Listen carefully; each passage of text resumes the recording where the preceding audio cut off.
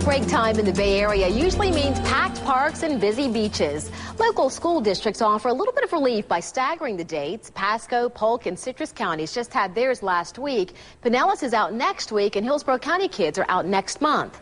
With high gas prices, a lot of folks are looking for options close to home these days. Of course, our beautiful beaches are always a favorite, but finding a parking spot can ruin your day before it even begins.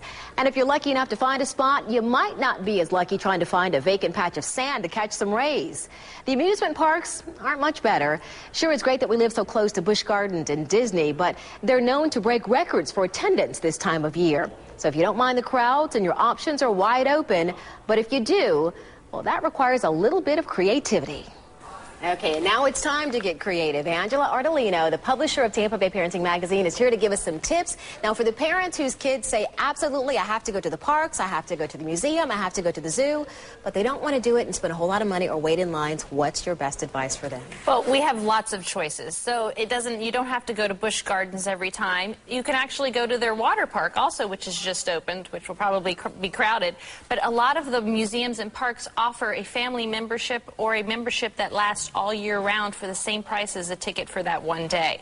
So it's great to be able to have those tickets all year, so when they are out of school and you're able to do something with them, you just walk right in and it's already paid for. So it's a great way to save money for families. Also, a lot of the museums don't cost that much. The Glacier Children's Museum, for instance, is under $10 a person, and they also have a family membership where it's even cheaper. So it really isn't as expensive as you think. And if you are on a budget, so many things you can do that don't cost any money at all. Yeah, let's talk about those now. Now, you have some great ideas for families who want to combine a little bit of adventure with education, too. You say get out and do some day trips and things like that. Absolutely. Well, we've got the new Dali Museum down in St. Pete, which is a great thing to go do with the children. Go take a bike ride on the Suncoast Park Trail. It's, it doesn't cost anything to get the bikes together, pack a picnic, go to the beach for the day, bring a bunch of games, frisbees, play some volleyball, have a good time. Those types of things don't cost any money, and what's really important is if you are able to spend any spring break time with your children,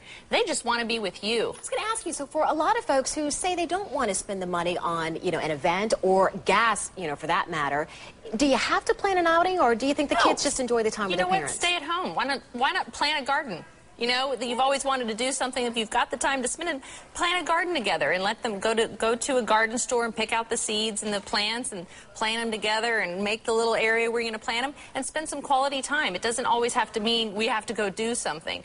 And if you are working, there's amazing camps, and even whether it's a day camp or all week that the children can spend there all week learning something, whether it be the Museum of Science or the Florida Aquarium. They also have wonderful programs that are both educational and fun and take care of the kids while they're out of school. Okay, you also have a good idea, too. You say, use spring break as a time to do something different, experiment a little bit. Absolutely. I know we have a candy college in Hyde Park Village. You can go with the kids and they can learn how to make candy, or those wonderful, paint your own pottery, or create a gift, or, maybe something for Easter or spring to give to someone as a gift. A lot of fun things that don't cost a lot of money that are fun. Yeah, who knows, you might find something fun that you can visit, in the summer when summer break hits. Give kids an opportunity to try something new. Love it. Thank you, Angela. You're welcome. And next week, we're going to talk college. Angela's going to come back, and you'll share some practical tips with us on how to get ready to pay for college. Dan knows a whole lot about that. Well, if you missed any of today's tips or you want to share the info with another parent, just go to abcactionnews.com.